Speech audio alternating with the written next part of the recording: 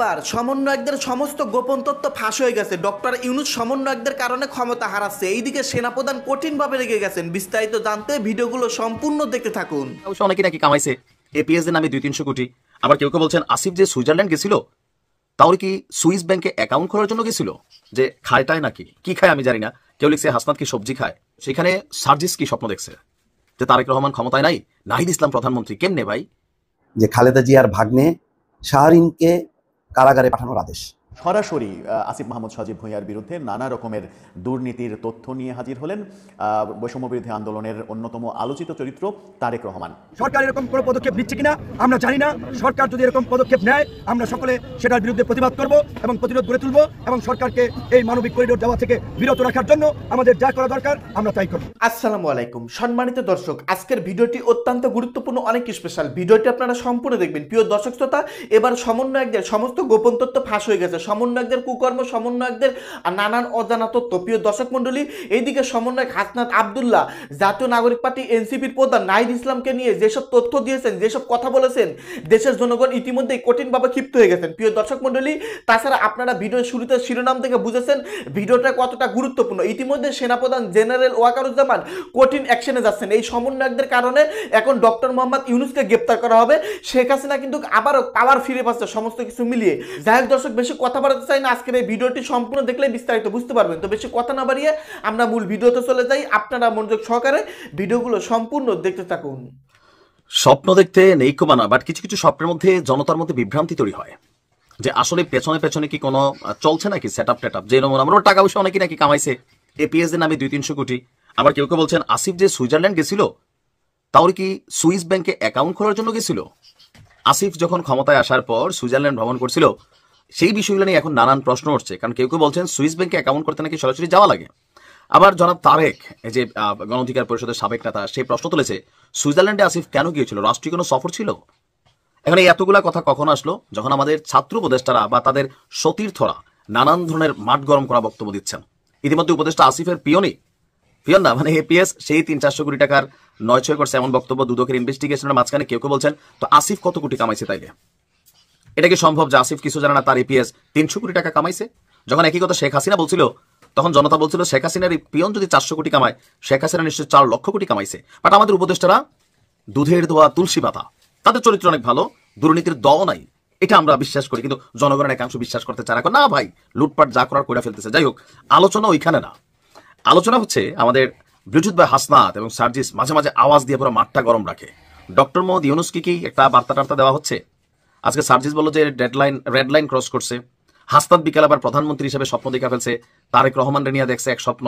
কি স্বপ্ন? কারণ এই স্বপ্নটার দুইটা ব্যাখ্যা আছে। সাবেক উপদেষ্টা এবং জাতীয় নাগরিক পার্টির আহ্বায়ক মানে এনসিপির যিনি প্রধান আছেন নাহিদ ইসলামকে আগামীর প্রধানমন্ত্রী বলেছেন আপনার এনসিপির ব্লুটুথ বয় হাসনাত আব্দুল্লাহ। এর আগে প্রধান উপদেষ্টার প্রেস সচিব তিনি কিন্তু একবার বলছিলেন, এটা নিয়ে অনেক বিতর্কও ছিল যে কিংস পার্টি হিসাবে চিহ্নিতর জন্য এরকম বক্তব্য ছিল। আজকে হাসনাত তার একটা ছবি পোস্ট করে নাহিদ ইসলামের সাথে তিনি জুড়ে দিয়েছেন যে স্ট্যাটাসটা ছিল আপনার শুভ জন্মদিন বাংলাদেশের আগামীর প্রধানমন্ত্রী নাহিদ ইসলাম। মানে নাহিদের আজকে জন্মদিন ছিল, তো সেই জন্মদিন উপলক্ষে তিনি পোস্ট দিয়েছেন, কিন্তু মেনশন করছে কি আগামীর প্রধানমন্ত্রী। এর মাঝখানে আবার ভাই বিশ্বাস করেন কমেন্টগুলোতে কেউ কেউ লিখছে যে খায়টায় নাকি কি খায় আমি জানি না। কেউ লিখছে হাসনাত কি সবজি খায়। সবজি খাইতে পারে, খারাপ জিনিস কি? আমি নিজেও সবজি খাই। আই মিনস হচ্ছে আমি পুঁই শাক খাই, তারপর ধরেন কুমড়ো শাক খাই, তো সবজি খাইতেই পারে। মানে এটাকে আবার অন্য কোনো ব্যাখ্যা আছে না যে সবজি খায়? হোয়াট? সবজি তো সবাই আমরা খাই, ভিটামিন থাকে ভালো।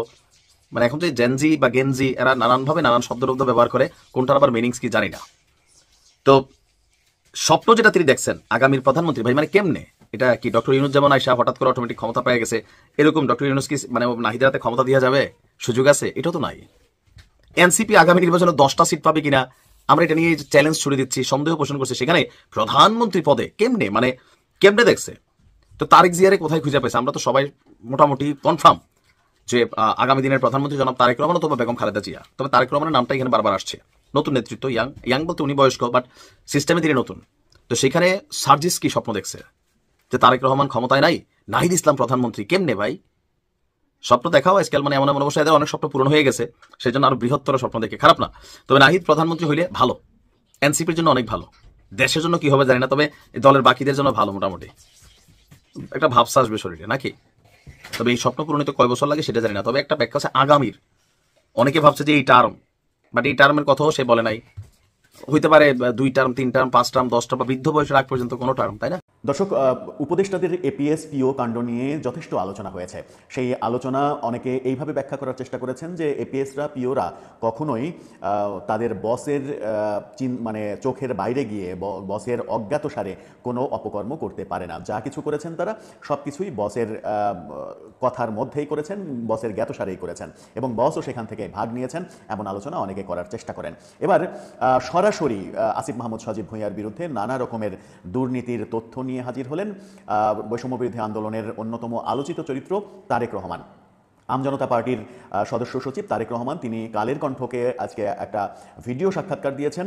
সেই ভিডিও সাক্ষাৎকারে আসিফ মাহমুদ সজীব ভুঁইয়ার দুর্নীতির একেবারে ফিরিস্তি তুলে ধরেছেন।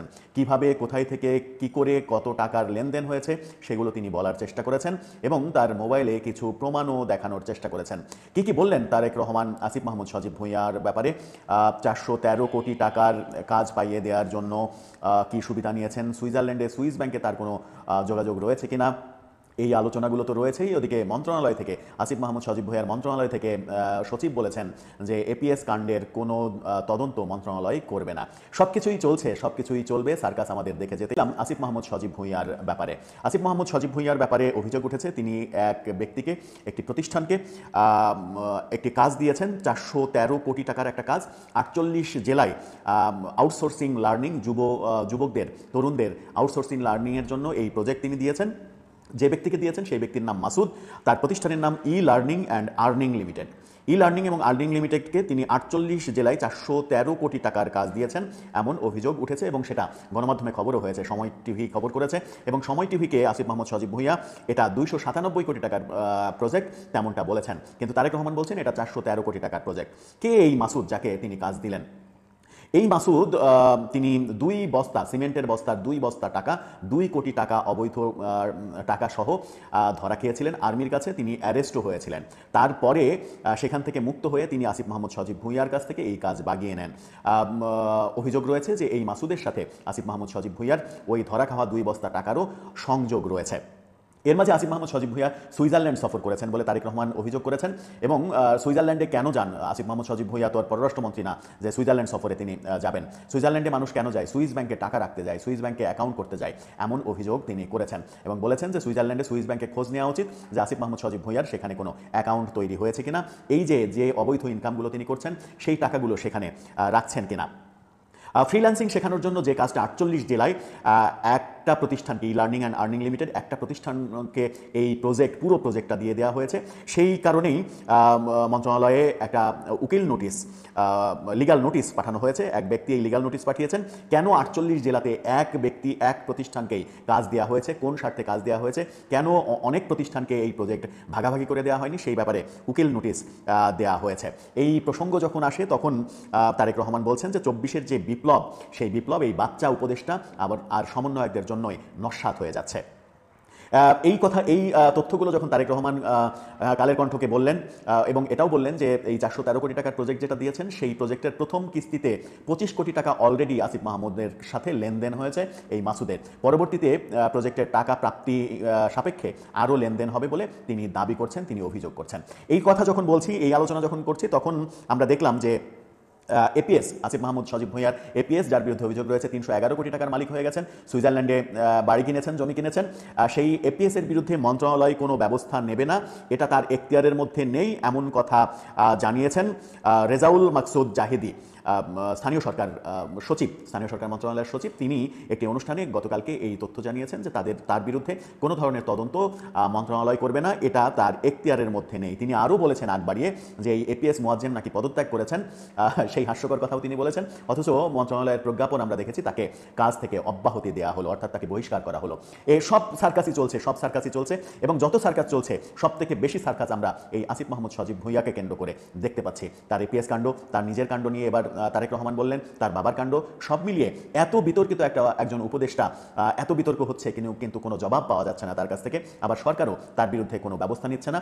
এপিএস এর দুর্নীতি নিয়ে তার মন্ত্রণালয়ে কোনো তদন্ত হবে না বলেও সচিব সাফ জানিয়ে দিয়েছেন। তার মানে সবই যে তার পৃষ্ঠপোষকতায় হচ্ছে, এটা অনুমান করলে কি খুব ভুল হবে? দর্শক, আপনার দর্শক, একটা খবর দেখে আজকে খুবই অবাক হলাম যে খালেদা জিয়ার ভাগ্নে শাহরিনকে কারাগারে পাঠানোর আদেশ।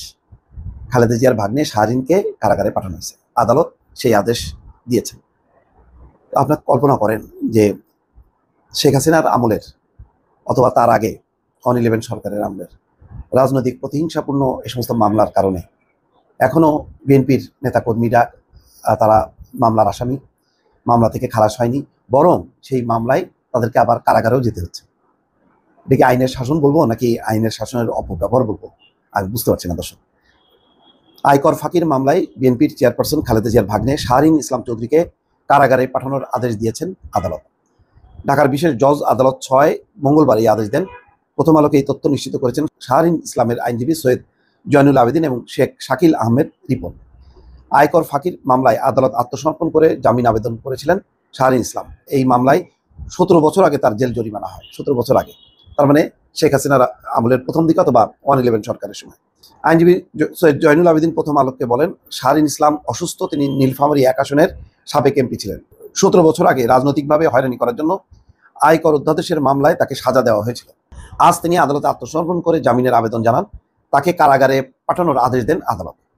আইনজীবীদের তথ্য অনুযায়ী 81 লাখ টাকা আয়কর ফাঁকির মামলায় 2008 সালে শাহরিন ইসলামকে 8 বছর কারাদণ্ড দেন আদালত। এছাড়া তাকে 92 লাখ টাকা জরিমানা করা হয়। জামিনের আবেদনে শাহরিন ইসলাম উল্লেখ করেন, তিনি 98-99 কর বছর থেকে 2006-07 কর বছর পর্যন্ত আয়কর রিটার্ন দাখিল করেছিলেন। তিনি সেখানে তার সব সম্পদের তথ্য উল্লেখ করেছিলেন।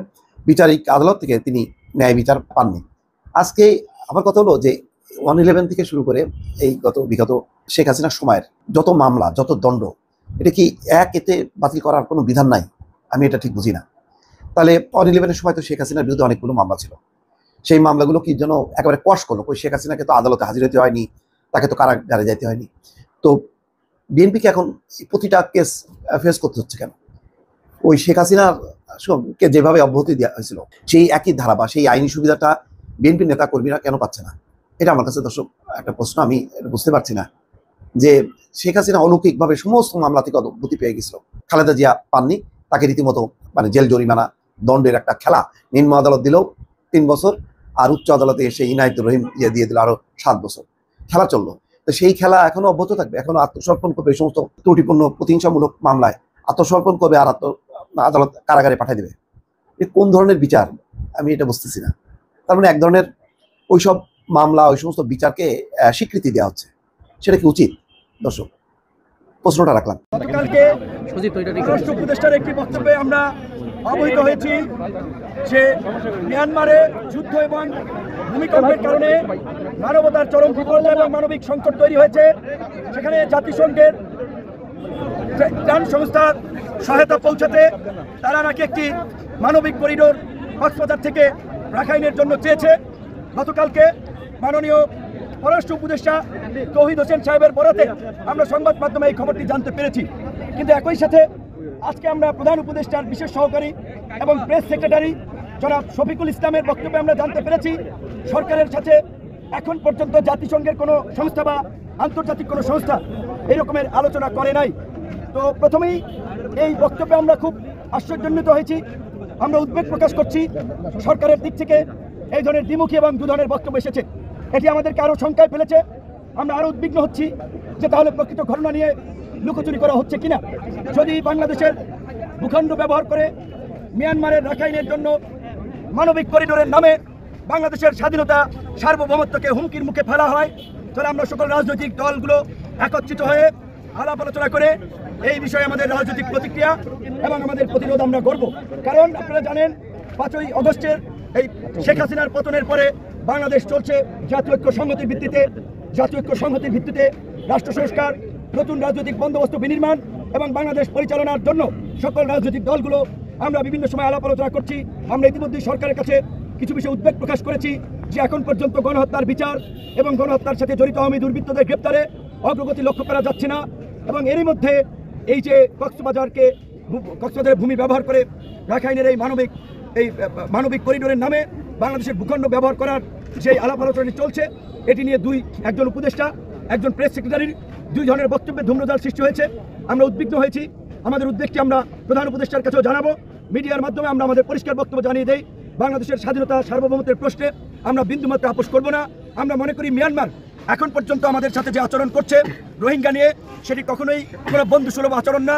কাজেই মিয়ানমারকে যদি এই মানবিক করিডোরের নামে বাংলাদেশের ভূখণ্ড ব্যবহার একটা রাস্তা তৈরি করে দেওয়া হয়, সেটি বাংলাদেশের স্বাধীনতা সার্বভৌমত্বকে হুমকির মুখে ফেলবে এবং বাংলাদেশের অভ্যন্তরীণ অস্থিতিশীলতাকে উস্কে দিবে। এটি একটি আত্মঘাতী পদক্ষেপ হবে। সরকার এরকম কোনো পদক্ষেপ নিচ্ছে কিনা আমরা জানি না।